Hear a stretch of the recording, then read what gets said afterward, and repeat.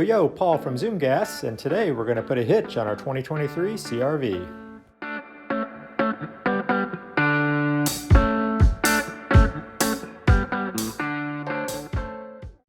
There are several tools we'll need for this upgrade, including a few metric wrenches, and I'll put the links to all those in the description.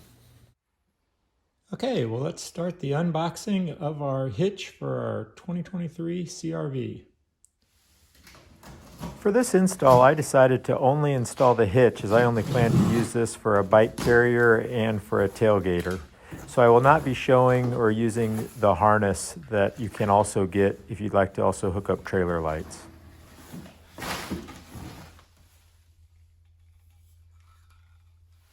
Please check under the flaps though of that box, because you might find, as I did, an extra piece here that was under a flap. Okay, so let's get started by taking some of the plastic parts off. This back tailgate cover, just simply pull up from down below on there on each side a little bit and bap, comes right up, no problem.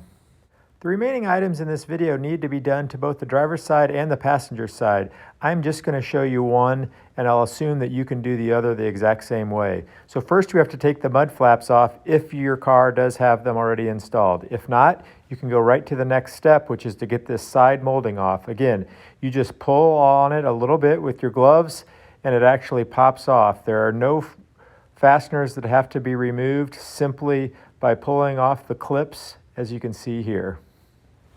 So the first thing we want to do is use a little painter's tape to protect this bumper wrap by putting it right above and below that seam. Then on each side there's these 3 fasteners, 2 screws and 1 clip right there in the middle. So you'll remove those 2 screws and that clip on both sides. Then as you come back to the tailgate, there's these 3 that you see right here that you will also remove, and you'll do that again also on both sides.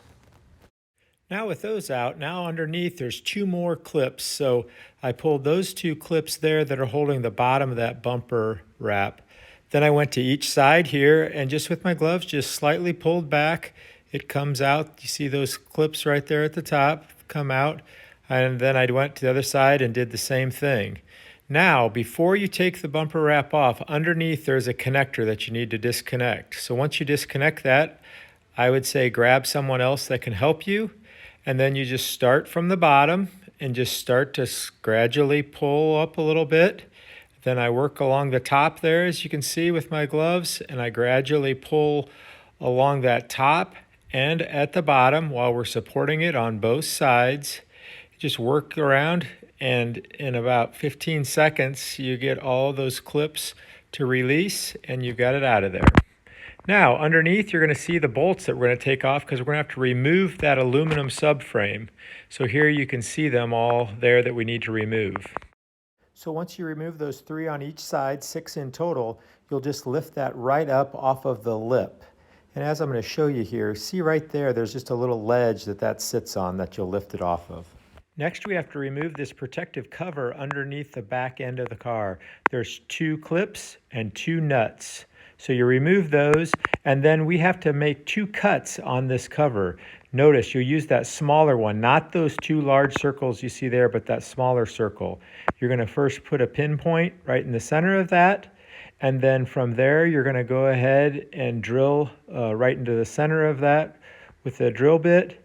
And then you're going to make a second hole to make it a little larger. And then I like to grab a tin snips. Works nice to cut that plastic, and just cut that plastic with the tin snip there in those 2 slots there to make that 1 slot.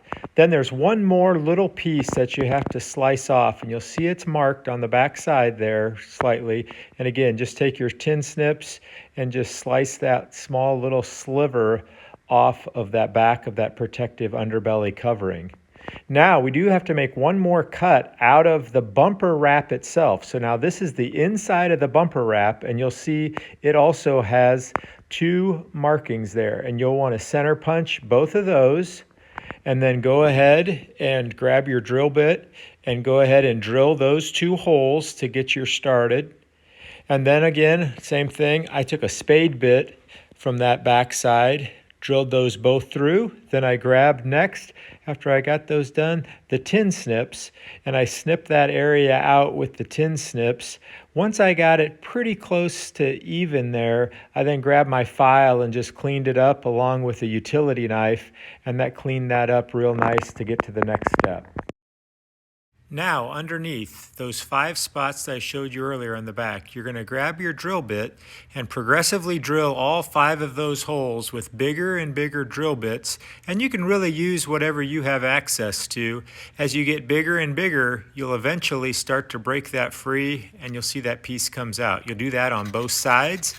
Then grab a file and just start to clean up that on all 4 sides. Then take a little hammer and make sure it's nice and flat on the front face, because this bracket that you're going to put in on both sides is held in with these 3 bolts on the front and 1 underneath. So make sure you put those washers on exactly like you're shown there. Slide that in, and we're going to put those 3 bolts in place. And you're going to keep those loose until we tighten them at the end once we get the cross piece in. So go ahead and put those 3 bolts in and put the brackets and the 3 bolts on the other side the same way. Now there is 1 more bolt underneath, and I tried to get at it without removing the muffler brackets, but I had to. So go ahead and grab a couple pry bars, slide that rubber grommet off the end of that metal tang that sticks out, and that'll drop your muffler down so you can get at that bolt spot there. So there you see that bracket, and right there's the hole that we have to put that bolt up into right there. So go ahead and put that square washer on that bolt and get that started up in there.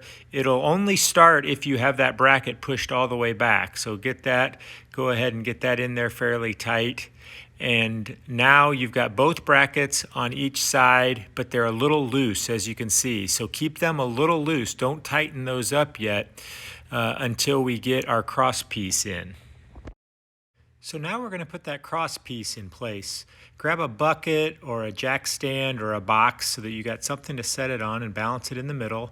And then you'll notice that you're going to need those bolts, 3 of them, but make sure you get the washers as shown in the inset pictures there correctly. Get all of those in on both sides, and 6 in total, and then you're going to tighten all of those down, and you got it in place. Now just reassemble all those items that we took off in reverse order following the same method. Once you get that underbelly pan on, you'll see why we cut that little sliver out. It allows it to slip right past there and not interfere. Now let's go ahead and take off the cover and try out our new hitch. We'll put in the receiver that's provided by Honda. It slides in nicely, and there I have it all attached. You can see a really nice finish. I'm really glad I did this modification. I think you'll like it too. So remember to like and subscribe if you want more videos like this. Zoom gas it will make it go fast.